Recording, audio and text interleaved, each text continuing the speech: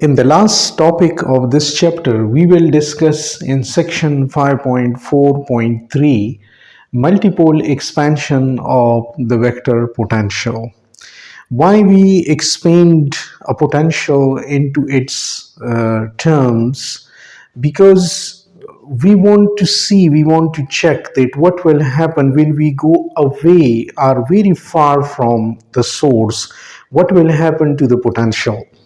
This we did in the case of electric potential as well, and we will do now in the case of magnetic potential. So over there we were having the monopole, the dipole, the quadrupole and octupole terms, and here we will have the same terms. We will only go to the monopole, dipole terms and not going beyond that one, because there's a lot of discussion in these terms. So this is our geometry. Let me explain the geometry. That we are having the origin, and the origin is denoted by this tilted O.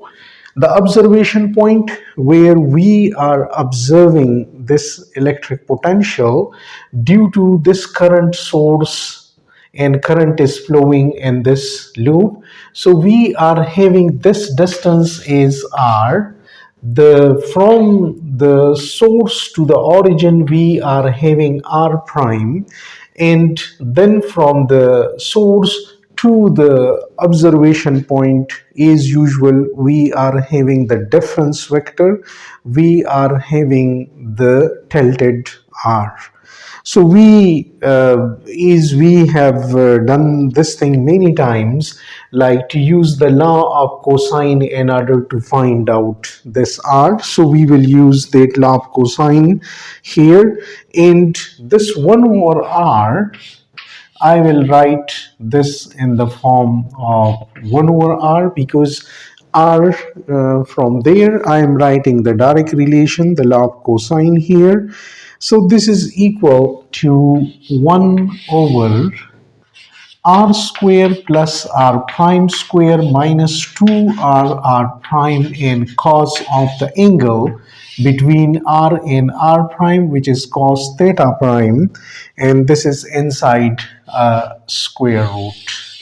R I can write power is 1 over 2. So this is the solution, or this can also be written in the form of Legendre polynomials. We have done this earlier as well in case of the electric counterpart, and in many other places we have done this thing, that this is equivalent to this. So let me write that this is equal to 1 over R and then summation on n, and n runs from 0 to infinity, and we have R prime over R and to the power n, and Pn of cos theta prime. Here we will have to note one thing, that we can write this in the form of cos theta or x as well, because a unit circle, x equals cos of theta, r cos theta. So r is 1, so we have this equal to cos theta. So we can write these polynomials is we were having from the earlier, the Legendre polynomials here. So these polynomials are basically the p and cos theta. The p naught of x is equal to 1. Similarly, p1 of x is equal to x, and p2 of x equals half, and 3 cos square 3x square minus 1. So I can write that in 3x square minus 1. So if I want to write it in terms of cos theta, there are, you can say it's extending to Infinity means many polynomials will be there. So this one, if I want to write in terms of cos theta, so this will be 1, this will be cos theta, this will be half 3 cos square theta minus 1, and so on. So now I can write the potential. I wrote these polynomials for the Pn of cos theta. So here I will write now the potential, because I know that the electric potential 8 point R is equal to mu naught I over 4 pi and a closed path integral and 1 over tilted r in dl prime. So I will write the value of 1 over r here in the form of the Legendre polynomials. So I can write that this thing is equal to mu naught I over 4 pi, and for 1 over r I can write that this relation. So is the integral is on the prime coordinate, on the source coordinate. So you see here the prime coordinate. So I will have to split this one, because when I write summation, and summation from n0 to infinity, then 1 over r from here and 1 over r to the power n from here. So I can write this is 1 over r to the power n plus 1 from here. And then I will write the integral, and integral here, a closed path integral, and r prime remains, so r prime to the power n and pn of cos theta prime, and then because this is for the 1 over r, and then dl prime. So we have the relation equal to this, and now I will write some of the terms here. Like few terms I can write here are, so starting from here, that a of r is equal to mu naught I over 4 pi, and then the first term when I will write the first term, then this summation, because mu naught I over 4 pi I have taken as common, then for the number of terms here, so we will start from n equal to 0. When n is 0, then this is 0 plus 1 is 1, so 1 over r will come in here, 1 over r, and then close path integral r prime to the power n is 0, so this is 1, and this is p naught of cos theta prime. So p naught is equal to 1.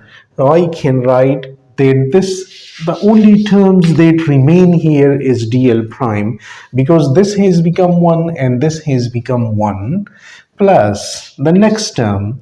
The next term will be n equal to 1. So n equal to 1 here, and I will have r1 plus 1 is 2, so this is 1 over r to the power 2, close path integral, and r prime, because its power is 1, so r prime, in p1 of cos theta. So p1 is x, so it means it is cos theta. So r prime and cos theta prime in dl prime. So we got the second term, and then go to the third term. So n equal to 2. When n is 2, then this will become 1 over r cube, 1 over r cube, and close path integral. r prime will become r prime to the power 2 because n is 2 here. And then we have that term here. So we will have for x, we will write this. So this term will be, just multiply 2 inside. So we will have 3 over 2. And for x square, we will have cos square theta prime, and then 1 over 2 will be further multiplied here with 1, and then dl prime, and plus so many other terms, and we are not writing any more terms here. So now, as we have discussed this thing earlier, this term, which is 1 over r term, this term is the monopole term. The monopole term. This term with r square is the dipole term. And this term with the r cube is the quadrupole term. And similarly, we will have the octuple. 1 over r4 is the octuple term, and so on. So these are basically the terms here with us. Now, we first discuss the monopole term, and the monopole term is this one. So discuss this one. This is the monopole term. So the monopole term is 1 over r in closed path integral dl prime. Now, what about the closed path? We are starting from a point and we are ending on that point. So this term is basically equal to 0. This will give us 0. So the monopole terms comes out to be 0, and this is consistent with the Maxwell second equation, that is, there is no magnetic monopole, so the divergence of magnetic field is equal to 0. And that's the reason that we have the first term equal to 0. And then the interesting term, or the term which we will explore the most, is the dipole term. We will not discuss the quadrupole term. So let's start with the dipole term. So the dipole term is equal to this one, which I can write.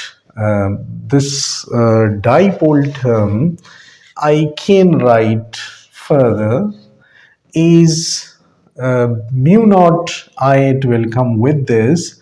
So the dipole term with A of r, I can write here a dipole, and this is equal to mu naught I over 4 pi, then 1 over r square here. So r square will come here, mu naught I over 4 pi r square, and then integral, closed path integral, and r prime cos theta prime dl prime. This is the dipole term, which I can further write is, if I just combine these two here, then I can write it is, this is equal to mu naught I over 4 pi r squared, and this one I can write is a dot product between a vector and a unit vector. So I can write this one is r unit vector dot r prime vector. So this is unit vector, this is prime, and then with dl prime. Now, whether we are getting the same thing from it or not, so let's see this thing.